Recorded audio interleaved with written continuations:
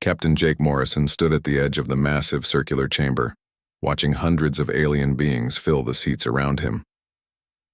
The Galactic Council meeting hall stretched far above his head, its walls made of some strange metal that seemed to shift colors in the light. He had never seen anything like it back on Earth. Jake wore his best military uniform, the dark blue fabric pressed and clean. The gold buttons caught the alien lights and sparkled. Behind him stood 3 other humans from his ship. Lieutenant, Commander Amy Phillips kept her hands behind her back, standing straight and ready. Dr. Ben Carter held a small device that would translate the alien languages they were about to hear. Communications Officer Lisa Rodriguez watched the crowd with sharp eyes, taking notes on everything she saw. The chamber filled with sounds Jake had never heard before. Some aliens made musical chimes like wind bells. Others buzzed like giant insects. A few spoke in whispers that sounded like wind through trees. The translation device in his ear turned it all into English, but the voices still sounded strange and foreign. At the center of the chamber sat the most important aliens in the galaxy. Jake could see the Vorthak beings, who looked like walking crystals that sparkled with their own inner light. Their bodies were tall and thin, made of what looked like clear glass filled with moving colors. Next to them sat the Zephyrians, who reminded Jake of giant ants but with wings that moved too fast to see clearly. Their black shells reflected the chamber lights like mirrors. On the far side sat beings that Jake could barely see. The Nethermites looked like clouds of gas held together by some invisible force. They moved and shifted constantly, never keeping the same shape for more than a few seconds. When they spoke, their voices came from everywhere and nowhere at once. Ambassador Clixithara of the Vorthak Coalition rose from her seat. Her crystal body rang like a bell as she moved, and the sound filled the chamber. When she spoke, her voice was like music, but Jake could hear the coldness behind it. "We gathered today to discuss the request from the species that calls itself human," she said. The words came through Jake's translator, but he could tell from her tone that she was not impressed. "These beings come from a small world in what they call the Sol System. They have recently learned to travel between stars and now asked to join our great alliance." Murmurs filled the chamber. Jake heard laughter from some sections, though it sounded nothing like human laughter. The Zephyrians made a chittering sound that his translator told him meant amusement. The Nethermites whispered among themselves, in voices like wind through caves. Hydrone Zakmoth of the Zephyrians stood next. His insect body was larger than Jake had expected, nearly 8 feet tall. His wings buzzed as he spoke, and Jake felt the vibration in his chest. "Let us examine what these humans offer," Zakmoth said. "They fight wars among their own kind using simple weapons that throw metal pieces at each other. Their ships are slow and heavy, built like the crude machines they use on their homeworld. They have no understanding of quantum mechanics or exotic matter manipulation. Their technology is centuries behind even our most basic systems." More laughter filled the chamber. Jake felt his face grow hot with anger, but he kept his expression calm. Amy Phillips moved slightly closer to him, and he could feel her anger too. Dr. Carter gripped his translator device tighter, and Lisa Rodriguez wrote faster in her notebook. The void speaker Kelnoth of the Nethermites spoke next. Its voice seemed to come from the air itself, echoing strangely in the chamber. "These humans still burn fossil fuels on their homeworld. They have not learned to harness the power of their star properly. They cannot even control the weather on their own planet. What wisdom could such primitive beings bring to our advanced civilization?" Jake watched as more aliens spoke. Each one found new ways to describe how backward humanity was. They talked about human weapons like they were toys. They laughed at human ships like they were barely able to fly. They seemed amazed that humans had even managed to leave their own solar system. A being that looked like a walking tree spoke about how humans still ate plants and animals for food instead of creating nutrition from pure energy. Another alien, that resembled a giant jellyfish floating in the air, mentioned how humans still use their original biological bodies instead of transferring their minds to better forms. The worst part was that Jake knew some of what they said was true. Human technology was simpler than what he saw around him. Human ships were slower and less elegant than the vessels that had brought these aliens across the galaxy. Humans did still fight wars among themselves, something that apparently shocked these advanced beings. But Jake also knew things about humans that these aliens did not understand. He knew about human determination and creativity. He knew how humans could adapt to situations that would stop other species cold. He knew that humans had survived ice ages and plagues and wars and disasters that would have destroyed weaker species. Ambassador Clix Thara spoke again. Perhaps we should not be too harsh with these humans. They are young as species go and they show some promise. We could offer them observer status in our federation. They could watch our proceedings and learn from our example. In time, perhaps, they will evolve beyond their current primitive state. The chamber filled with approving sounds. Jake realized that this was meant to be a generous offer. The aliens thought they were being kind by allowing humans to sit in the corner and watch while the adults talked. The vote was quick and unanimous. Every alien species in the chamber agreed that humans were too primitive for full membership in the Galactic Trade Federation. They offered humanity the position of probationary observer, which Jake's translator explained meant they could attend meetings but not vote or participate in discussions. Jake stood up when Ambassador Clix Thara called his name. The chamber grew quiet as hundreds of alien eyes turned toward him. He felt very small and very human in that moment. Captain Morrison, Clix Thara said, on behalf of the Galactic Council, we offer your species observer status in our federation. You may send representatives to our meetings and learn from our discussions. Perhaps in time, when your people have advanced sufficiently, we can revisit the question of full membership. Jake looked around the chamber at all the alien faces watching him. Some looked amused, others seemed bored, and a few appeared to be studying him like he was an interesting animal in a zoo. None of them looked at him like he was an equal. We accept your offer, Jake said clearly. His voice carried across the chamber, translated into dozens of alien languages. Humanity thanks the Galactic Council for this opportunity. But inside, Jake was thinking different thoughts. He was thinking about human history and all the times people had been underestimated. He was thinking about how wrong these aliens might be about human potential. Most of all, he was thinking about how satisfying it would be to prove them all wrong. The meeting ended with the aliens returning to their other business, barely acknowledging the humans as they left. Jake and his team walked back to their ship. In silence, each lost in their own thoughts about what had just happened. As they reached their vessel, Amy Phillips finally spoke. They think we're nothing more than clever animals who learn to fly between stars. Jake nodded, looking back at the massive alien station where the meeting had taken place. Let them think that, he said quietly.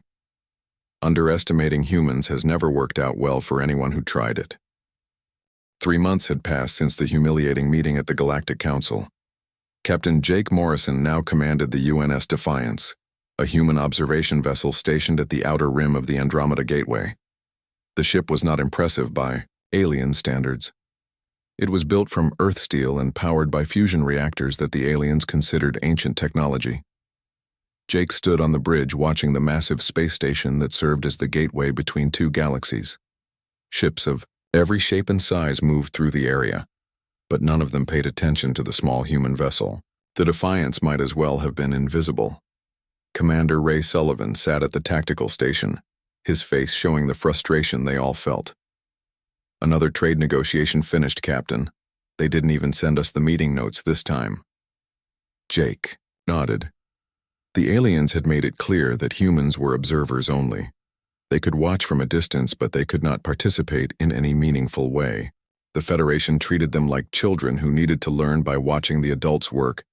Lieutenant Commander Amy Phillips looked up from her station. Sir, we're receiving a message from Admiral Helen Brooks on Earth. She wants a full report on Federation activities. Jake walked to his ready room to take the call. Admiral Brooks appeared on his screen, her gray hair pulled back in a tight bun. Her expression was serious as always. Captain Morrison, what's the situation out there? She asked. The same as last month, Admiral. The Federation continues to treat us like we don't exist. They make decisions about trade routes and territory without consulting us. When we try to offer suggestions, they either ignore us or tell us we don't understand the complexities involved. Admiral Brooks frowned. Any signs that their attitude might change? None, Admiral. If anything, they seem more dismissive than before. Yesterday, a Vorthak commander told me that humans should focus on learning basic space navigation before trying to understand galactic politics. The Admiral was quiet for a moment. Keep monitoring their activities, Captain. Something tells me their arrogance might create problems for them eventually. After the call ended, Jake returned to the bridge. Dr. Ben Carter was at the science station studying data from the Federation's long-range sensors. His face looked troubled. Captain, I'm picking up some unusual readings from the outer rim. There are energy signatures that don't match any known Federation technology. Before Jake could respond, the communication system crackled to life. The voice that came through was mechanical and harsh, speaking in a language that their computers struggled to translate. Federation vessels, this is the Ravager Collective. Your time of weakness ends now. Prepare for destruction. Alarms began, sounding throughout the Federation station. Jake watched as alien ships scrambled to respond to the threat. The massive Vorthak crystal ships began to glow with inner light, charging their quantum weapons. The Zephyrian biovessels changed color, from green to deep red, a sign that they were entering combat mode. "Sir?" Communications Officer Lisa Rodriguez called out. "I'm receiving a distress signal from a Federation convoy. They're under attack in the Kepler sector." Jake turned to the main screen. "Put it through." The image that appeared showed chaos. 3 Vorthak crystal ships and 2 Zephyrian biovessels were fighting for their lives against a massive fleet of dark ships. The Ravager vessels looked like they had been built for one purpose only: destroying other ships. Commander Sullivan studied the tactical display. "Captain, those Ravager ships are using some kind of disruption weapon. It's tearing the Federation vessels apart." Jake watched as one of the crystal ships exploded in a shower of sparkling fragments. The biovessels were trying to retreat, but the Ravagers were faster and more aggressive. "Open a channel to Federation Command," Jake ordered. The face that appeared on screen belonged to Command Officer Thelvani, a being that looked like a cross between a fish and a bird. Its expression showed panic and desperation. "Federation Command, this is Captain Morrison of the UNS Defiance. We're in position to assist the convoy under attack. Request permission to engage." Thelvani's eyes widened with what Jake recognized as disbelief. "Stand down, primitive. Your crude weapons would only complicate our response. Observe and learn how advanced species handle warfare." Jake felt anger rise in his chest. "Command Officer, that convoy is being destroyed. We can help." "I said stand." "Down," Thelvani repeated. "Your species lacks the experience and technology for this level of combat. Do not interfere with Federation operations." The communication ended, leaving Jake staring at a blank screen. Around him, his crew watched, the Federation convoy being systematically destroyed. Chief Engineer Tom Bradley spoke from his station. "Captain, I'm analyzing the Ravager weapons. They're using a specific frequency that breaks down the exotic matter in the crystal ships. The biovessels are being infected with some kind of virus that turns their living systems against them." "Dr." Sarah Kim, their physicist, added her analysis. "The Federation technology is more advanced than ours, but it's also more specialized.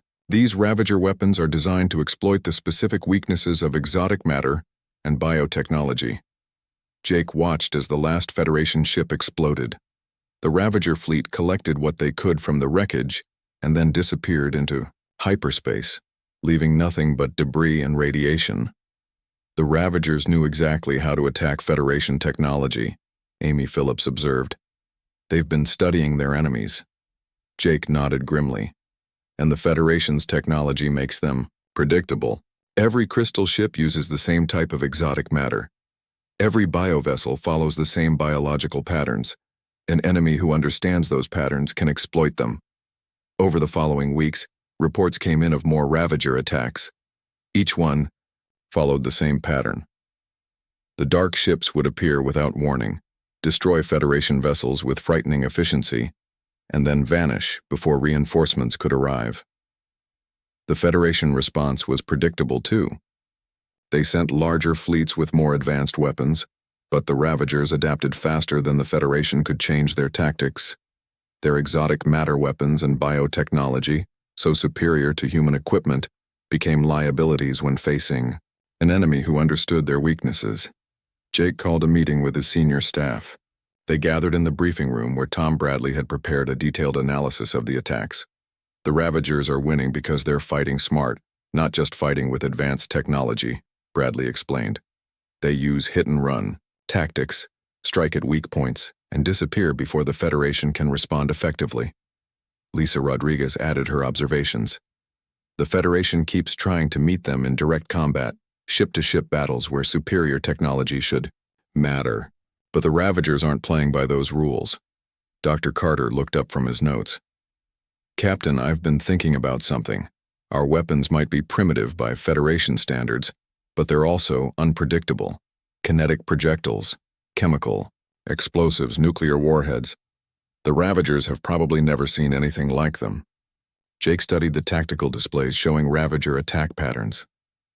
The Federation's weakness is that their technology makes them predictable. Every species uses the same basic principles: exotic matter manipulation, biotechnology, quantum, weapons. An enemy can study those patterns and develop counters. Amy Phillips leaned forward. But human technology doesn't follow those patterns. We use different principles, different approaches. We might actually have an advantage that nobody realizes. Jake looked around the table at his officers. These were people who had grown up hearing about humanity's primitive technology and backward ways. But now they were starting to see that being different might not be the same as being inferior. The aliens think our weapons are crude and our tactics are simple, Jake said slowly. They might be right. But crude and simple can also mean unexpected and effective. Commander Sullivan smiled for the first time in weeks. Captain, I'd love to show these Ravagers what human crude and simple can do to their fancy ships.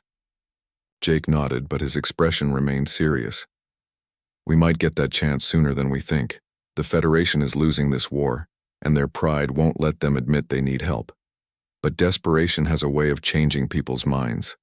Outside the briefing room, the Defiance continued its patrol of the outer rim.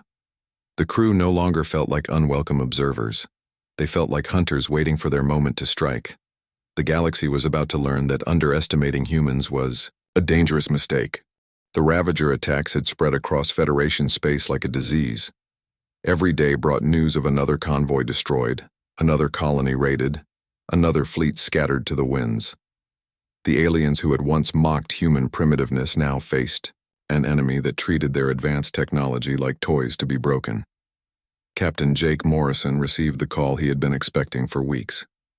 The face on his communication screen belonged to Federation Admiral Kethamori, a being that looked like a walking tree with golden bark and leaves that changed color with its emotions. Right now, those leaves were a deep red that Jake's translator identified as desperation. Captain Morrison, the Admiral began, its voice like wind through branches. The Federation Council has decided to allow human forces to gain combat experience under our supervision.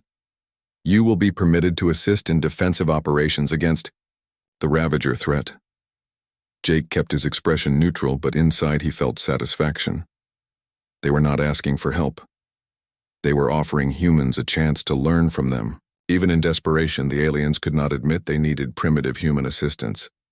We accept this opportunity, Admiral, Jake replied. When do we begin? Immediately. Report to the Zerion 7 mining station. Our forces there are encountering difficulties. The communication ended and Jake turned to his crew.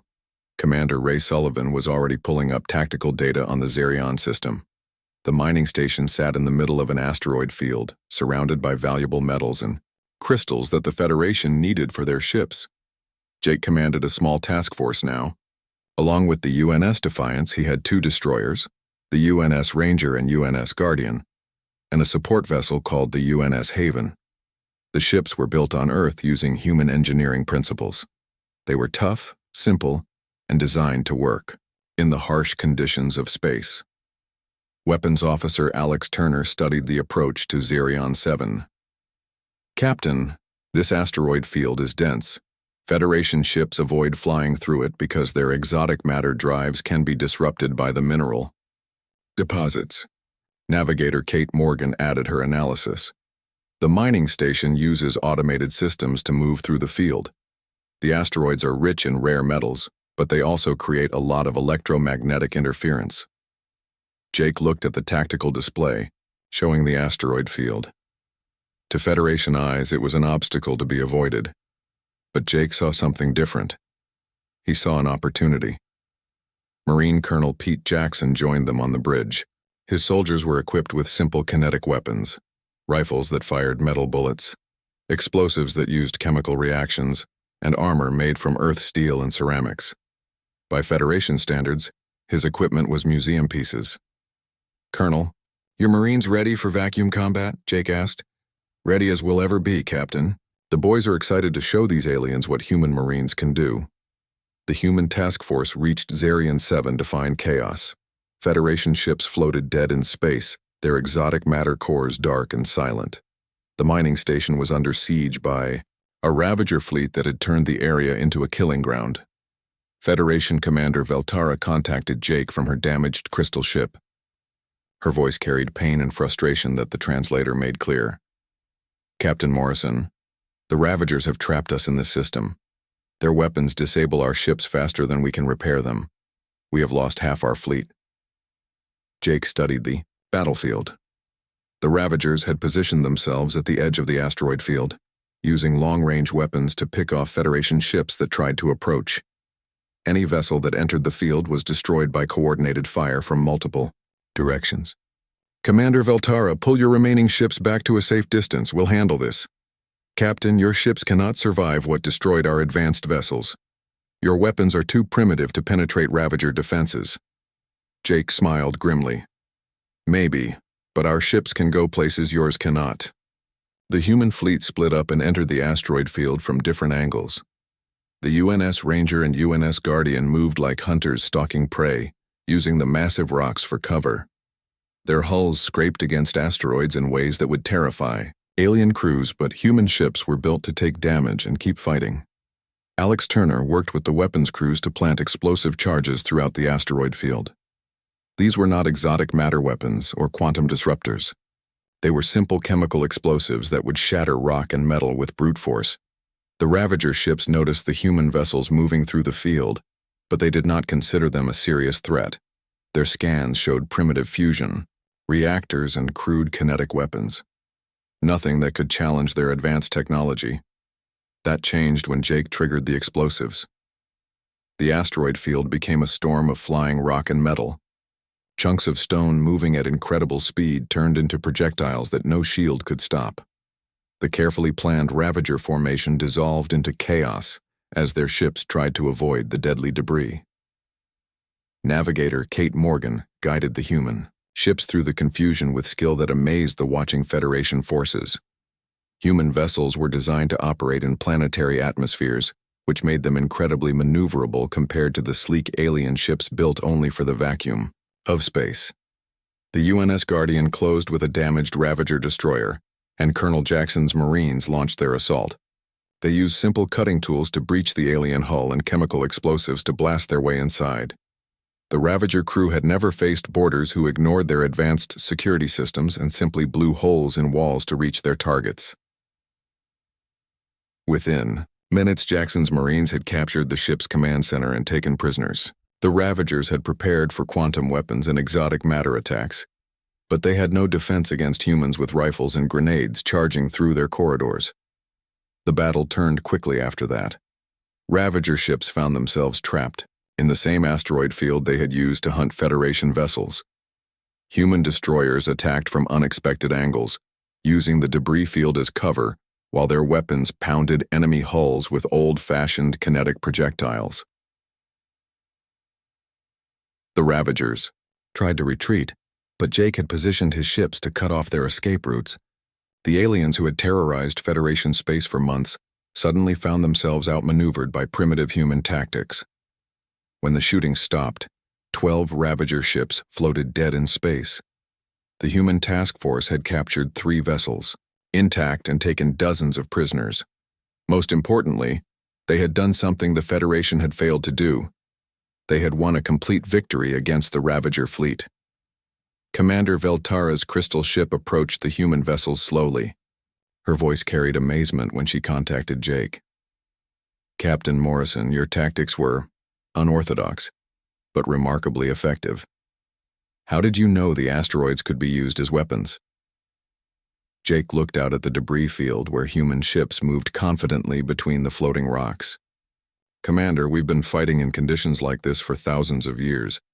Asteroid fields, planetary atmospheres, dense nebulae, places where advanced ships fear to go. We learned to use the environment as a weapon because we had to. Colonel. Jackson reported from the captured Ravager ship. Captain, we've got their tactical database and several high-ranking prisoners. The intelligence boys back on Earth are going to love this. The Federation forces watched in amazement as human Marines moved freely through the captured alien vessels. They saw humans jury-rigging alien technology to work with human systems. They watched human engineers figure out exotic matter principles through simple trial and error. Commander Veltara spoke quietly to Jake as they prepared to leave the system.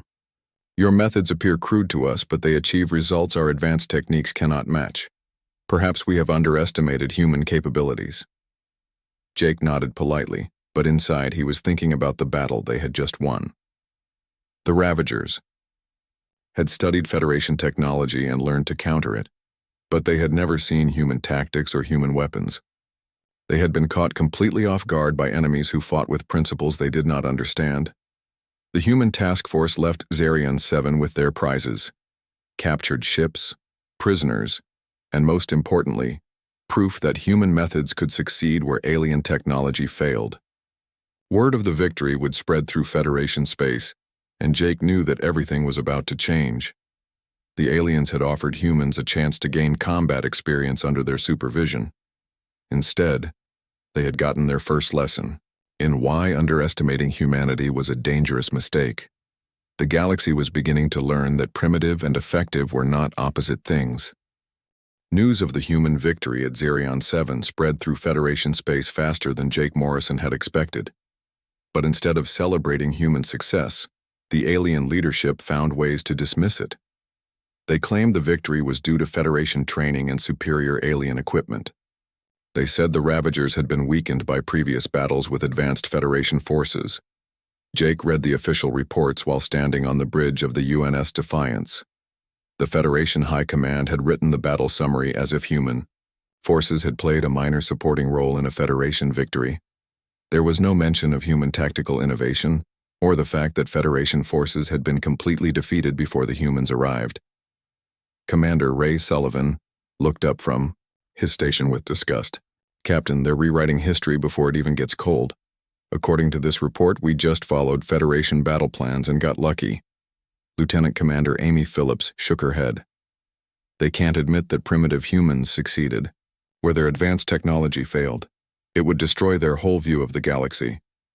Before Jake could respond, an urgent message arrived from Earth.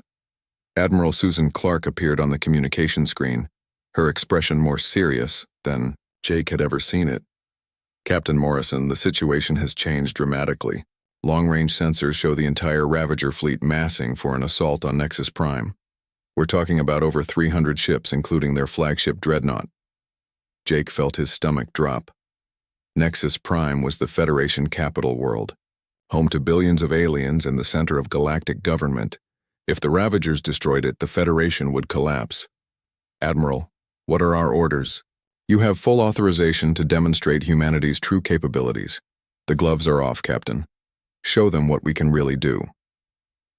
The human fleet that Jake commanded had grown since Zarion 7. Along with his original ships, he now led the heavy cruiser UNS Constitution and 2 squadrons of fighters. The pilots included veterans like Lieutenant Chris Davis and Captain Jennifer Blue, who had trained for combat in Earth's asteroid belts and knew how to fight in impossible conditions. Jake's senior staff gathered in the briefing room as they approached Nexus Prime. Commander Nick Foster, his new executive officer, displayed the tactical situation on the main screen. Intelligence Officer Dana Wells had been analyzing Ravager patterns for weeks. Chief Tactical Analyst Ryan Cooper had identified weaknesses in their formation strategies. The Ravager fleet is massive, Foster reported. Their flagship World Eater is 3 kilometers long and carries enough firepower to crack a planet's surface. Federation forces are in full retreat. The scene at Nexus Prime was worse than Jake had imagined. The most advanced warships in the HFY galaxy floated helpless in space, their exotic matter cores disabled by Ravager weapons. Bioships that had once seemed invincible were infected with viruses that turned their living hulls into dying tissue. Federation. Admiral Kethmori contacted Jake with barely controlled panic in his tree-like voice. Captain Morrison, our quantum weapons cannot penetrate their shielding. Our bioships have been compromised by viral attacks. We request immediate evacuation assistance for Federation leadership. Jake studied the tactical display showing the massive Ravager formation. The enemy ships moved in perfect coordination, their weapons firing in sequence to overwhelm any defense. At the center of the formation sat the World Eater, a ship so large, it blocked out stars behind it. Admiral, pull your remaining ships back to minimum safe distance. We'll handle this. Captain, you cannot possibly survive an assault that destroyed our entire fleet. Your primitive weapons cannot damage their capital ships. Jake looked around at his crew. These were people who had been called primitive and backward for months. Now they were humanity's only hope of preventing galactic catastrophe. Maybe our weapons can't damage their capital ships, Jake said.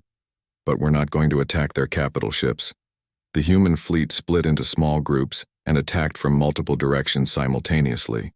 Instead of targeting the massive World Eater or the heavy cruisers, they focused on smaller support vessels and supply ships that kept the fleet coordinated. Lieutenant Chris Davis led his fighter squadron through the Ravager formation like a swarm of angry insects. His fighters were too small and fast for the heavy weapons to track effectively. They carried simple nuclear missiles that the Ravagers had never bothered to shield against because no advanced species used such primitive weapons anymore. Captain Jennifer Blue's squadron attacked the communication relays that kept the Ravager fleet in formation. Her pilots flew between the massive ships, placing explosive charges on external antenna arrays and sensor clusters. The Ravagers found their coordination breaking down as their ships lost contact with each other. The crucial moment came when Marine Major Kevin Price volunteered for the most dangerous mission of the war. He would lead a boarding party onto the World Eater itself and try to disable it from within. Price and his Marines launched from the UNS Constitution in simple assault pods that looked like metal eggs with rocket engines. The Ravager point defense systems ignored them because their scans showed no exotic matter signatures or quantum weapon systems, just primitive chemical rockets carrying what appeared to be cargo containers. The assault pods crashed into the World Eater's hull, and the Marines cut their way inside using nothing more than cutting torches and shaped charges. Major Price led his team through corridors designed for beings twice human size, moving toward the ship's power core. The Ravagers had built their ship to resist quantum weapons and exotic matter attacks. Their security systems were designed to stop energy beings and crystalline invaders. They had no defenses against humans with rifles and grenades charging through their passages like barbarians. Price's team reached the exotic matter core that powered the massive ship. The Ravagers had protected it with force fields and quantum barriers that would stop any advanced weapon. But they had not considered the possibility that someone might simply plant a nuclear device next to it and walk away. The explosion that destroyed the World Eater sent shockwaves through the entire Ravager fleet. Their flagship, the symbol of their power and the coordinator of their attacks, became an expanding ball of fire that lit up the night side of Nexus Prime. Without their flagship's coordination, the Ravager formation fell apart. Individual ships found themselves isolated and confused, cut off from the command structure that had made them so effective. Human destroyers and cruisers exploited the chaos with ruthless efficiency. Commander Foster coordinated the human attack with skills learned in Earth's military academies.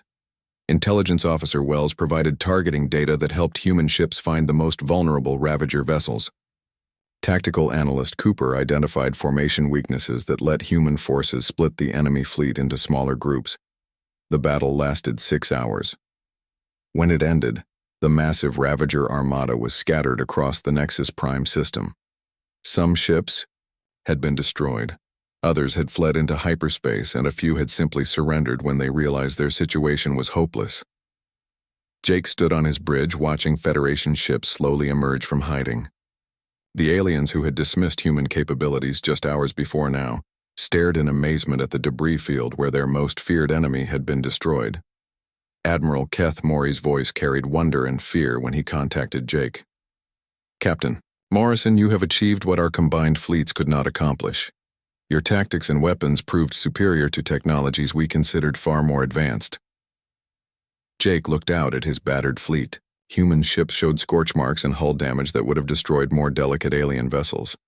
But they were still fighting, still moving, still ready for the next battle. "Admiral, we didn't win because our technology was better. We won because we were willing to do things your people considered impossible or insane." The Federation capital was saved, but Jake knew the real victory was something else entirely. The aliens who had mocked humanity as primitive now watched human ships with nervous respect. They were beginning to understand that the species they had dismissed might be more dangerous than any enemy they had ever faced. Major Price's voice came over the communication system from the captured sections of a Ravager cruiser. "Captain, we've secured their tactical databases and captured their remaining command staff. The intelligence coup is complete." Jake nodded, but his thoughts were elsewhere. The galaxy had learned a hard lesson about underestimating humanity. The question now was what humans would do with their newfound respect, and the fear he could see growing in alien eyes. The Galactic Council chamber looked the same as it had 6 months ago, but everything else had changed. Captain Jake Morrison walked into the massive circular room wearing the same military uniform, but this time, the hundreds of alien beings watched him with very different eyes. The crystalline Vorthak no longer chimed with amusement when they looked at him. Their crystal bodies dimmed with what Jake had learned to recognize as shame and uncertainty. The insectoid Zephyrians kept their wings folded tight against their bodies, a defensive posture that showed respect and wariness. Even the gas-like nethermites held more solid shapes, as if trying to appear less vulnerable. Ambassador Clixathera rose from her seat, but her crystal form no longer rang with the confident music Jake remembered. When she spoke, her voice carried notes of apology and fear. "Captain Morrison, the Galactic Council has reconvened to address humanity's request for membership in our Federation. Recent events have shown that we may have misjudged your species' capabilities." Jake stood in the center of the chamber, no longer the dismissed representative of a backward species. Behind him stood the same crew members who had witnessed humanity's humiliation months before. Lieutenant Commander Amy Phillips, Dr. Ben Carter, and Communications Officer Lisa Rodriguez watched as the most powerful beings in the galaxy struggled to find words. High Drone. Zach Moth of the Zephyrians spoke next, his buzzing voice carefully controlled. The humans demonstrated tactical innovations that our strategists had not considered. Their primitive weapons proved effective against enemies our advanced technology could not defeat. The chamber filled with murmurs of agreement. These were the same aliens who had laughed at human weapons and mocked human ships. Now they spoke about human tactics with the kind of respect usually reserved for ancient military legends. Void Speaker Kel Noth of the Nethermites addressed Jake with its ethereal voice. "Your species fights without the technological limitations that constrain our military thinking. You adapt and overcome through methods we cannot predict or counter." Jake listened to speech after speech from alien representatives. Each one found new ways to describe how wrong they had been about humanity. They talked about human unpredictability like it was a dangerous weapon. They discussed human adaptability as if it were a form of advanced technology they could not understand.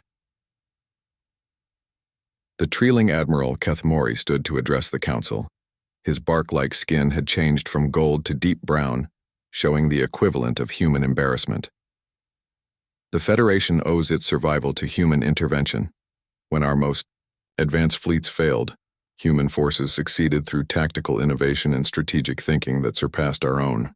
Jake remembered the first meeting in this chamber. The aliens had voted against human membership without even debating it. They had offered observer status like they were doing humanity a favor. Now they were practically begging humans to join their federation. Ambassador Clixathera spoke again, her crystal voice ringing with nervous urgency. "We formally request that humanity accept full membership in the Galactic Trade Federation. Your species has proven itself worthy of equal status among the advanced civilizations of the galaxy. The vote was unanimous, just like before. But this time every alien species voted to welcome humanity as equals instead of dismissing them as primitives. Jake accepted the membership with the same dignity he had shown when accepting their insults, but inside he felt deep satisfaction. After the formal ceremony ended, Jake found himself surrounded by alien officials who wanted to speak with him, privately. They asked careful questions about human military tactics and technological development. Behind their polite words, Jake heard something that surprised him. They were afraid. Federation General Thekvalor, a being that looked like a walking suit of armor, approached Jake with obvious nervousness. "Captain Morrison, we would be honored if human military advisors could train our forces in your tactical methods." Jake nodded politely. "I'm sure Earth Command would be willing to discuss such arrangements." But as more aliens made similar requests, Jake began to understand what was really happening. These beings had built their entire civilization around the idea that advanced technology made them superior to primitive species. Humanity had shattered that belief by proving that simple weapons and basic tactics could defeat the most sophisticated enemies. Dr. Ben Carter joined Jake as they walked through the station corridors after the meeting. "Captain, did you notice how they kept asking about human expansion plans and military capabilities? They're not just impressed by us anymore. They're worried about what we might do next." Jake had noticed. The aliens who once mocked human primitiveness now wanted to know how many ships Earth was building and where human colonies were being established. They asked about human weapons development and military recruitment, with the careful politeness of people trying not to anger a dangerous neighbor. Lieutenant Commander Amy Phillips accessed her communication device as they returned to their ship.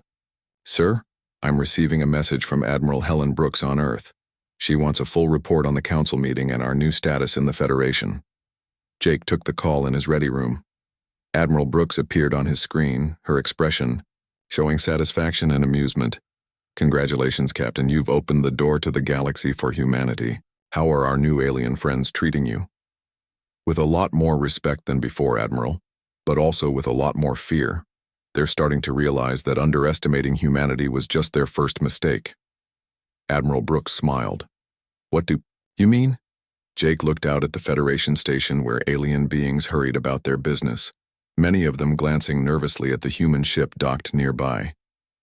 "They spent months telling us how primitive and backward we were. Now they're discovering that primitive doesn't mean weak and backward doesn't mean stupid. They're beginning to wonder what other assumptions they got wrong about humanity."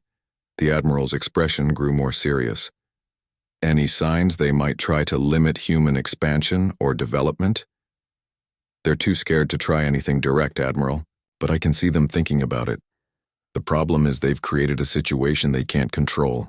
They gave us access to their technology and their trade routes. They've seen what humans can do when we're motivated. Now they have to live with the consequences." After the call ended, Jake returned to the bridge where his crew was preparing for departure. Through the view screen, he could see human exploration, ships preparing to leave for uncharted regions of space. Human scientists were already working with Federation databases, learning about technologies and worlds that had been hidden from them for months. Communications Officer Lisa Rodriguez looked up from her station. "Captain, I'm receiving reports from Earth about new colony ships being launched. The government is establishing settlements in systems the Federation never explored." Jake nodded. The aliens had mocked humanity for being confined to one small solar system. Now human colonies were spreading across the galaxy faster than Federation bureaucrats could track them. Each new settlement carried human ingenuity and human unpredictability to worlds that had never seen anything like them. Commander Ray Sullivan reported from the tactical station. "Sir, Federation Command is requesting human advisors for their military academies. They want us to teach their officers about unconventional warfare and adaptive tactics." Jake smiled as he thought about human military instructors trying to explain concepts like improvisation and creative thinking to alien minds that had been trained to follow rigid technological protocols. The Federation was about to discover that learning from humans was much more difficult than fighting alongside them. The UNS Defiance undocked from the Federation station and began its journey back to human space.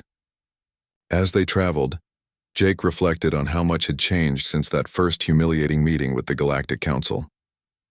The aliens who had once dismissed humanity as primitive observers now watched human ships with nervous respect.